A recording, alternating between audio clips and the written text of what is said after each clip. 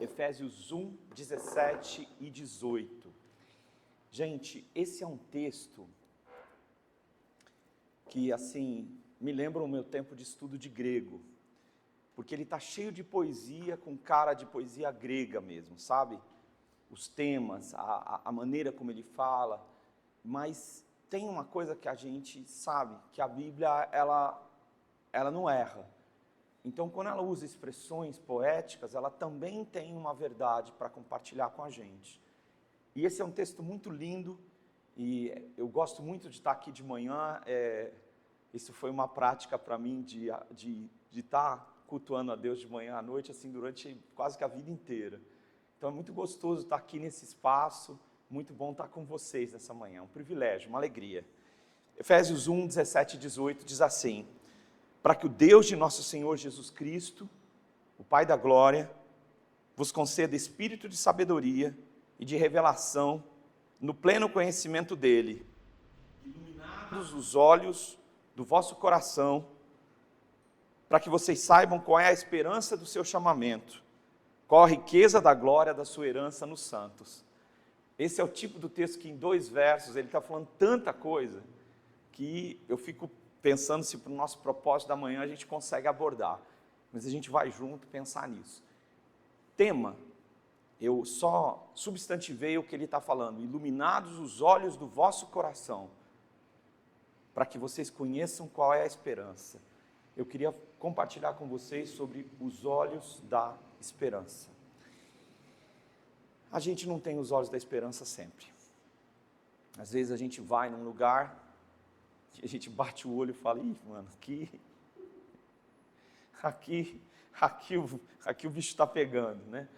Ou num lugar de muita pobreza, de muito sofrimento, você olha aquilo e você não vê esperança. A gente tem falado num projeto que a gente vai lançar para o ano que vem sobre o Adi, que é um rio no deserto, que quando você está num deserto, você olha e você não vê esperança. Se você vê um animalzinho, ele vai desaparecer rapidamente, né? Então, nem sempre a gente tem olhos de esperança, e às vezes os nossos olhos estão escuros. A gente termina o ano, né? E você escuta seus amigos falando o que eles vão celebrar, o que eles vão fazer, mas dentro de você não tem essas razões todas, né? É uma animação que parece que vai passar rapidamente, né? Esse texto, ele é uma oração, sabe?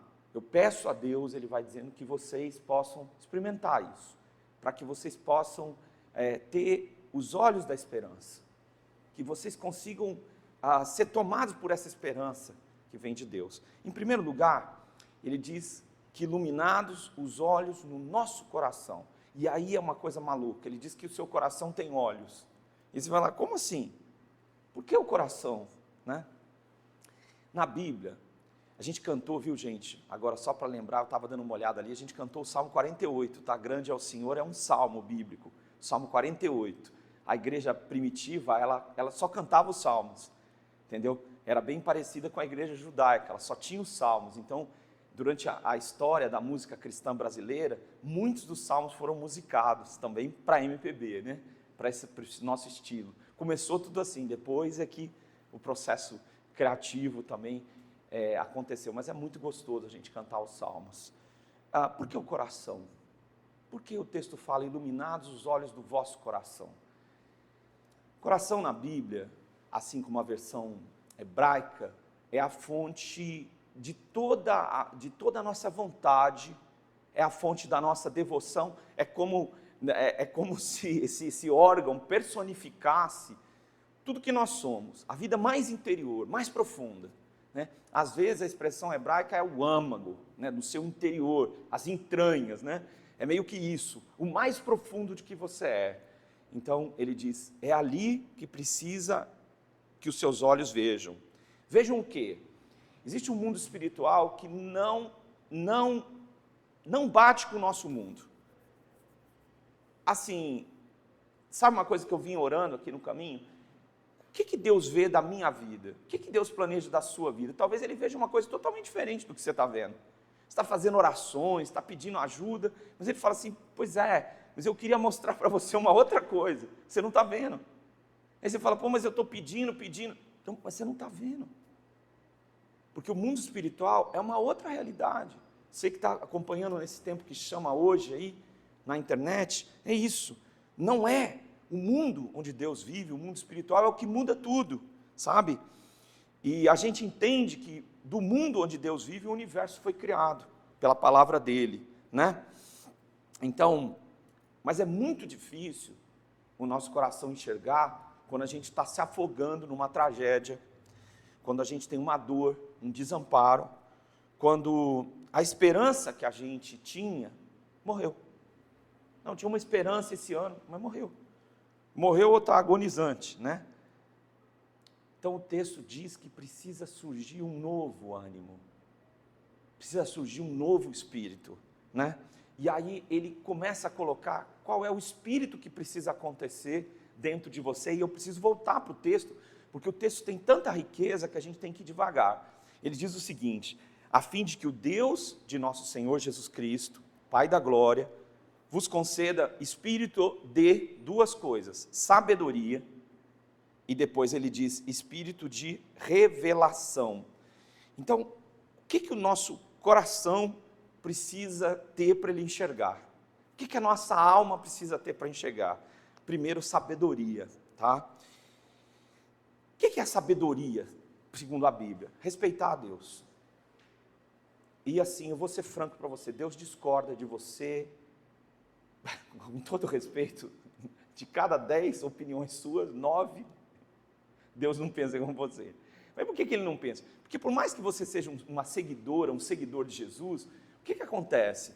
Você tem suas próprias opiniões, e Deus olha o mundo de uma maneira diferente da sua. Então, sabedoria é respeitar a Deus. Digo para vocês que durante a minha história, houve momentos, e não foram poucos, que eu queria uma coisa, queria muito uma coisa, queria seguir com um namoro, queria seguir para uma direção, mas eu sabia que Deus estava se opondo a mim. E só por causa de Deus é que eu não fui por esses caminhos. E só por causa de Deus que eu estou aqui. Porque senão eu não estaria. Deus precisa te dar sabedoria para fazer a melhor escolha. Porque às vezes a gente faz uma escolha baseado no que a gente tem na mão. Sabe? Se você está muito no perrengue, você faz uma escolha um pouquinho melhor do que o terrível que você está. Mas isso não é uma boa escolha. É uma escolha dentro do pior.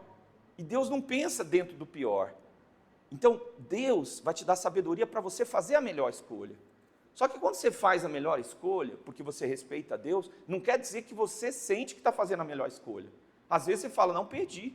Perdi mais uma vez. Estou desamparado, né? Então, para ter sabedoria diante de Deus, no meu coração eu preciso me humilhar. Eu preciso ouvir Deus falar, tá bom, Deus, fala mais. Você está discordando de tudo, né, que ele falou até agora, mas você fala assim, fala mais. Difícil. Sabe?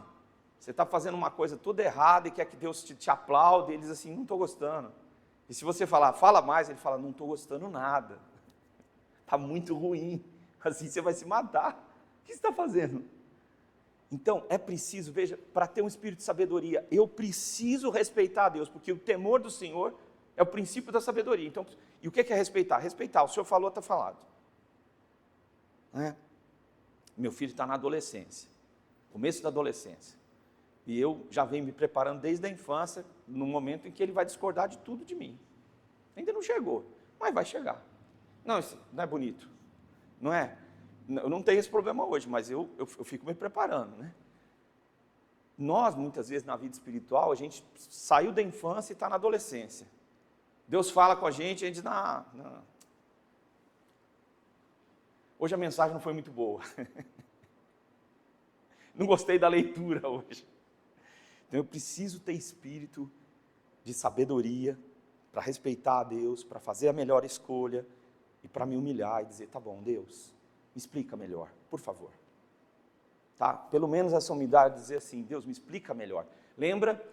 No meu coração, para que sejam iluminados os olhos do meu coração, eu preciso ter espírito de sabedoria e espírito de revelação. E aí o pessoal ia partir para um lado, todo uau, manto sagrado, a revelação, eu estou tendo uma visão, tal. vamos um pouquinho mais claro, a gente vai entrar nessa linha, porque ele exige, o texto exige isso, mais para frente a gente vai falar. Quando Deus revela, a primeira coisa que Deus revela para a gente é quem Ele é. Então tem gente que está querendo ver, pedir ajuda para um profeta, dizer qual vai ser a cor da unha, se o namorado é não sei o que e tal, mas ele esquece que a primeira revelação que Deus quer fazer é quem Ele é para você.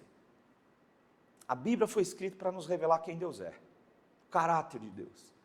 Então, você quer ter sabedoria? Primeira coisa assim, o que Jesus é, e o que Jesus que está ao meu lado, Ele faria. Se Ele estivesse aqui do meu lado, Ele está. Então, a primeira coisa para você ser revelado, que as pessoas não querem falar, é isso. Eu já ouvi gente me procurar com todo tipo de profecia, né? Que a irmã da igreja falou que o cara ia largar o esposo para ficar com ela. Eu falei, irmão, isso não é profecia, chama adultério na Bíblia, né? Isso aí, não, isso não é profecia. Não, você vai roubar o dinheiro, vai dar certo. Como assim? Que profecia é essa? O caráter de Deus não pode ser, entendeu? Então, o que você quer se revelar? A Bíblia diz que quem tem uma revelação, primeiro conhece a Deus. Moisés era um homem que via Deus face a face. Ele sabia o destino do povo, mas ele tinha uma convivência com Deus. Então, a primeira coisa que Deus vai fazer no seu coração é mostrar que Ele está com você e qual é a natureza dele. Então, Deus não vai mandar você roubar. Deus não vai mandar você socar uma pessoa na rua porque ela pensa diferente de você. Não é esse Deus da Bíblia não é o Deus que a gente conhece. E muitas vezes, os movimentos cristãos, eles estão falando coisas, e aí quando eu falo cristãos, de toda a ordem, natureza, todo mundo que põe Cristo ou Jesus no meio da sua fé. Católicos, evangélicos e outras religiões. Muitas vezes eles negam a natureza de Deus, o amor, a justiça de Deus, e vão fazendo acordos com o que a igreja quer. Se você quiser fazer isso, Deus não vai revelar nada para você. Porque se você quer fazer uma coisa que não agrada a Deus, a quem Deus é, e vai contra a natureza dele, como é que você pode pedir que ele ilumine os olhos do seu coração? Não vai acontecer, tá? Conhecer a Deus é ser conhecido. Quando eu começo a orar a Deus, o meu coração é revelado. Então eu começo a orar, começo a falar, daqui a pouco eu estou falando de coisas, se você já orou, de coração assim, sabe, para derramar diante de Deus, se você começa a fazer oração, daqui a pouco você está falando coisa que nem você imaginava que você ia falar. Então quando você conhece a Deus, você é conhecido. Você se torna conhecido aos seus próprios olhos. Então isso Deus revela. E aí quando você começa a orar falando, Deus, olha, eu gostaria muito, tal, daqui a pouco você está falando coisas que revelam que você realmente gostaria.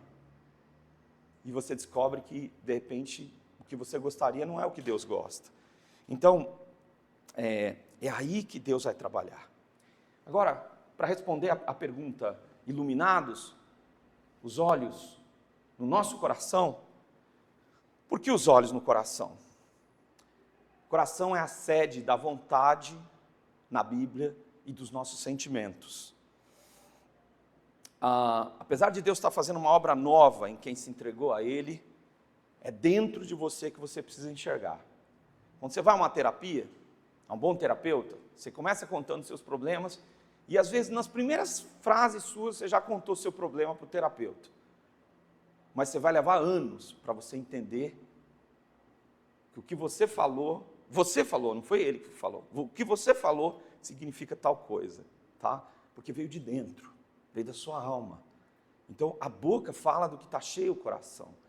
Então, Ele é a sede dos nossos sentimentos, Ele é a sede da nossa vontade, tá? Mas há corações que estão cegos, completamente cegos. Estão precisando de uma conversão, de uma mudança radical. Por quê? Porque o coração, ele tem uma dupla natureza. Ele é a sede das nossas paixões. E muitas das nossas paixões são trágicas. Elas começam trágicas ou elas têm um fim trágico. A tragédia grega aceita os dois. Um fim trágico, sempre tem que ter na tragédia grega, mas ela pode começar trágica, para então terminar mais trágica ainda. Então, o nosso coração, a Bíblia diz que é desesperadamente corrupto. Quem é que pode entendê-lo? E Deus diz, eu o esquadrinho. Então, o seu coração, você não, porque o meu coração está sentindo, tem que ver, né? Por outro lado, um coração regenerado pode experimentar, e é isso que eu queria falar com você um pouquinho, tá? Um pouquinho, porque de manhã nosso projeto é relacional. Então, daqui a pouco a gente encerra para ir tomar um cafezinho ali do lado e conversar, inclusive sobre o culto, se você quiser. Há um conflito sobre a questão emocional e os pentecostais e as igrejas históricas. Né? Histórias que eu estou chamando são igrejas que têm 200, 300 anos. E é uma coisa tola, mas eu preciso contar para vocês. Muitas igrejas pentecostais, elas confundem emoção com espiritualidade. Então, o culto envolve grito, envolve a emoção chegando a limites, e aí a pessoa, às vezes, sai eletrizado, mas vazio. Depois de alguns minutos, ele está vazio. Sentiu que foi emocionante, ele quer voltar para um outro dia emocionante, mas a mente dele ficou infrutífera. Então surge a outra versão, que são a dos históricos. Eu creio em Deus, mas a emoção não tem nada a ver com isso. Isso é mentira. Como amar a Deus sem sentir nada? Olha, o que eu sinto por você é igual a raiz quadrada de... Não dá. Então, um coração regenerado, ele nos direciona a viver emoções espirituais, que uma versão melhor seria afetos espirituais. Felizes os que choram. Não, eu choro sem chorar. Eu choro sem emoção. Não chora. Só se você tiver uma disfunção. Mas senão você tem que ter emoção. Não é? Então a Bíblia está repleta de emoções. Paz, ao mesmo tempo, como a gente sabe que paz é uma experiência espiritual, é uma experiência na alma também.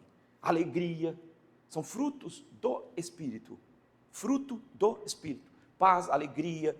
Então, eu sinto uma alegria, mas eu não sorrio. Não existe. Só se tiver um problema no rosto, né? Mas então, existe um espaço para emoções espirituais e você precisa aprender com elas. Então, por exemplo, você vem num culto, tem uma pessoa chorando. Por que você está chorando? Para de chorar. Não, irmão, aprenda a chorar, você. Deixa a irmã chorando, o irmão chorando. Está alegre, sorria com ele. A Bíblia diz isso, quem está triste, faz oração. Alguém está alegre, cante louvores. Então, é isso. O culto, as pessoas elas vêm e elas, quando a gente cultua a Deus, quando a gente está reunido nessa manhã de redenção, há espaço para tudo. E essa relação com a vida afetiva é como Deus ilumina seu coração. E aí ele vai comparar, está vendo aquele sentimento que você tem? Aquilo ali não presta, aquilo ali vai destruir você, aquela paixão. Mas isso aqui, isso vai durar para sempre. Você está em paz, né? Para fechar esse bloco, eu queria te dizer o seguinte. Eu lembro de uma viagem, eu estava muito aflito, eu estava fora do país, eu estava dirigindo sozinho, e eu tinha um destino final, mas onde eu ia parar, eu podia parar onde eu quisesse. E eu comecei a orar, enquanto eu dirigia, e fui orando, os quilômetros foram passando, e eu me lembro dessa oração, porque eu disse, Senhor, está tão bom aqui agora, o Senhor comigo, que pode acontecer o que acontecer na minha vida daqui para frente, porque eu sei que o Senhor está prevendo tempestades, mas se o Senhor estiver comigo, está tudo certo. Por favor, não deixa que essa expressão que eu estou sentindo agora nunca passe da minha vida. Sabe, eu quis te dar esse exemplo, porque o seu coração, ele só vai ser iluminado quando ele estiver perto de Deus. E quando você estiver perto, e sempre que você estiver, ou para sempre quando você viver ao lado de Deus, o seu coração vai estar iluminado. Segunda coisa que eu quero compartilhar, o segundo fato que eu quero compartilhar, que está quase ali, abre nosso espírito para o chamado da esperança. Até o está tudo certo, né? Abre o nosso espírito para o chamado da esperança. O versículo 18 fala disso. Iluminados os olhos do vosso coração, para que vocês saibam qual é a esperança do seu chamamento. Então, há um chamado de esperança para você. E a esperança está chamando você. E ela é o próprio Deus. O próprio Deus é a esperança. Ele está chamando você para dizer, existe esperança. Então você veio hoje de manhã meio desesperado, mas existe esperança. E Deus está nos tirando às vezes da nossa rotina para dizer o seguinte, existe esperança. Existe um plano, e Deus vai chamar as pessoas de onde Ele quiser para mostrar esse plano. Então não importa se você está vivendo uma crise, né? Abre o nosso espírito para um chamado de esperança. É isso. Não importa onde você esteja, a Bíblia conta histórias de vidas de homens e mulheres que no meio da sua história foram chamados para vivenciar a esperança. O chamado é individual. A esperança, apesar de ser Deus, o próprio Deus, Ele não é um Deus coletivo. É um Deus que se relaciona de forma pessoal. E Deus vai chamar pessoas das mais diferentes para mostrar o seu chamado. Eu acredito que Deus chamou o Martin Luther King nos Estados Unidos para pregar sermões sobre paz, pregar sermões sobre igualdade dos seres humanos criados por Deus, pacífico, caminhando até a morte. Eu creio nisso, que Deus chama, sabe? E quando os seus seguidores de Jesus encarnam o Evangelho, então a esperança começa a ser vista pelas pessoas. Como é que é essa esperança de Deus que a gente vê? Ela se personifica pelo seu chamado. Deus chamou você, logo a esperança está viva. Deus falou com você e as pessoas vão ficar falando assim, quais são as notícias? Conta aí, o que você tem para falar da esperança? E aí Deus vai se revelar para as pessoas através do seu chamado. Você vai dizer, há esperança. Estava vindo ontem à noite, pensando na mensagem, hoje de manhã,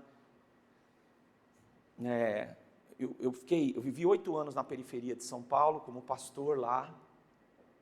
Era uma região pobre, bem pobre. E eu estava pensando esses dias nas mensagens, nas coisas, de como a vida daquelas pessoas com quem eu convivi mudaram, radicalmente. Não porque eu as mudei, eu não posso mudar ninguém, não posso, até para mim mudar é difícil. Mas o quanto Deus mudou a vida delas, em todos os sentidos. E muitas vezes eu olhava para elas e eu não tinha esperança, mas aí eu precisava orar, encarnar a esperança e proclamar a mensagem de Deus para elas, e não o que meus olhos viam. Quando você escuta o chamado que Deus tem para você, a esperança toma forma, e as pessoas começam a ver a esperança. E a esperança irá a lugar de desespero. Fala assim, não, mas por que eu estou nesse meio aqui agora? Você não sabe? O que eu estou fazendo aqui? Ué? Deus iluminou e agora você está na escuridão, para você iluminar. Então, onde houver desespero, Deus chamou você para chegar lá e proclamar a esperança, porque essa esperança é o próprio poder de Deus, sabe? Eu estava pensando essa semana, quantos episódios teve de crianças entregando textos bíblicos para pessoas inatingíveis.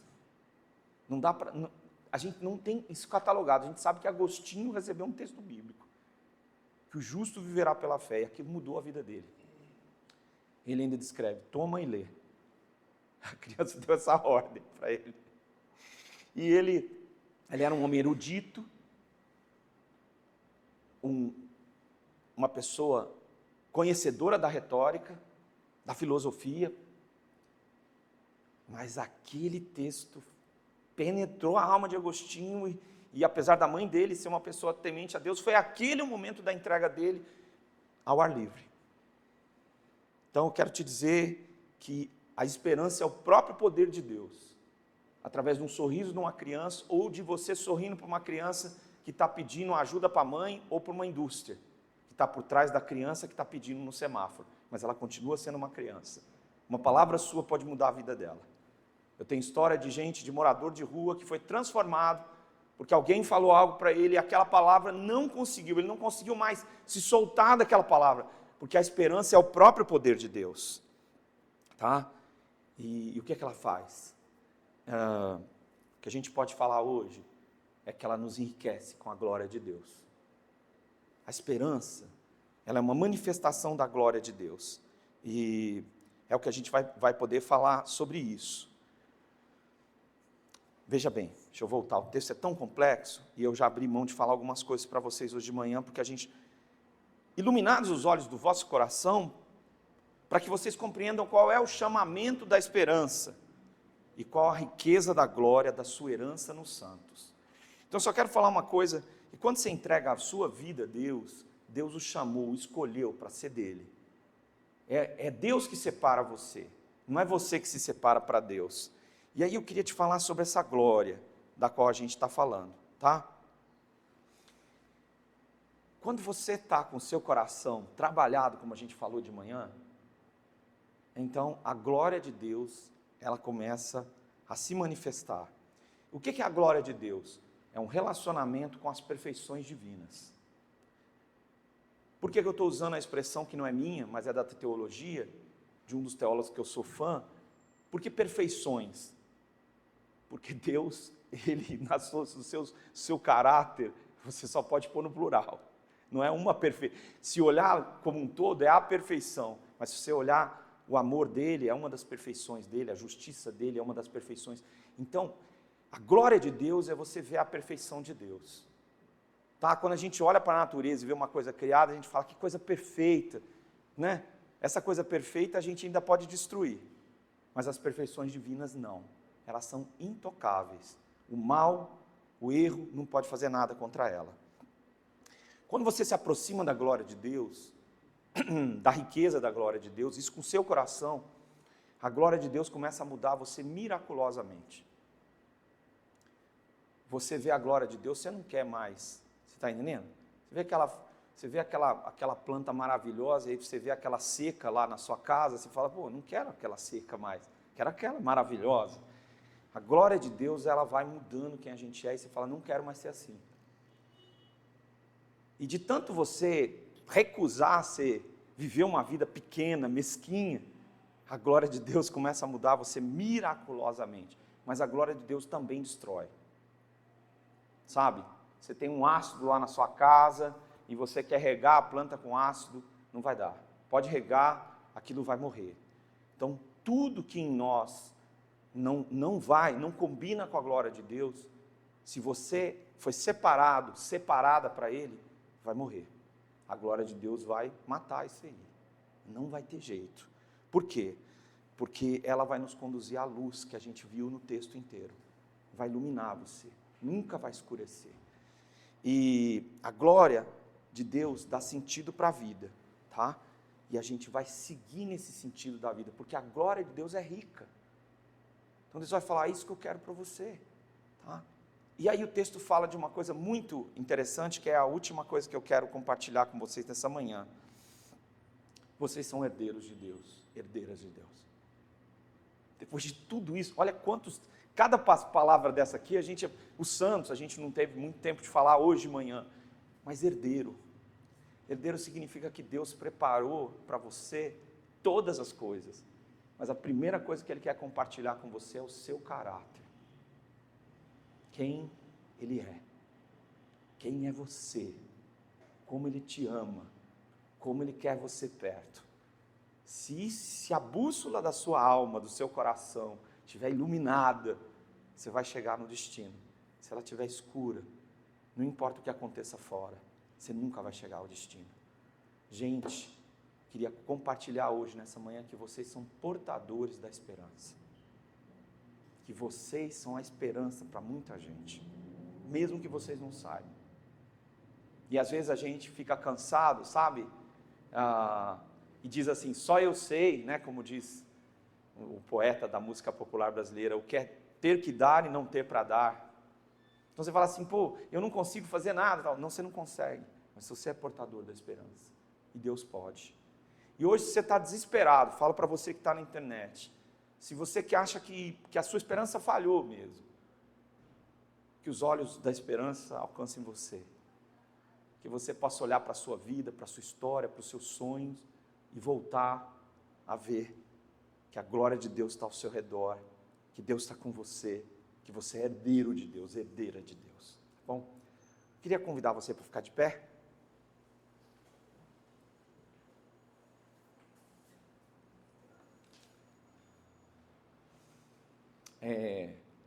Hoje à noite, nós vamos bater um papo sobre o ano que vem, algumas das nossas dificuldades que a gente tem, desafios para o ano que vem, que que quem faz parte da comunidade precisa saber, então após o culto a gente vai falar, e à noite eu vou fazer uma extensão do que eu falei de manhã, tudo que eu não consegui abordar aqui, porque à noite a gente tem um pouco mais de tempo, eu vou aprofundar um pouco mais, e para a gente conversar sobre alguns temas que a gente não abordou, mas o que nós abordamos é suficiente para nosso direcionamento hoje. Vamos orar?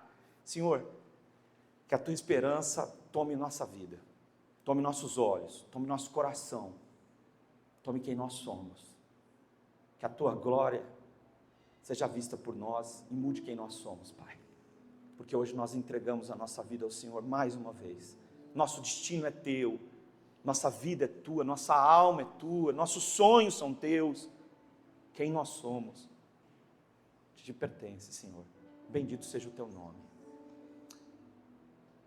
E agora, meus irmãos, que a graça de nosso Senhor e Salvador Jesus Cristo, que o amor eterno de Deus, o Pai, e que o poder transformador do Espírito Santo torne vocês em esperança de Deus, por onde vocês forem, hoje e para todos sempre.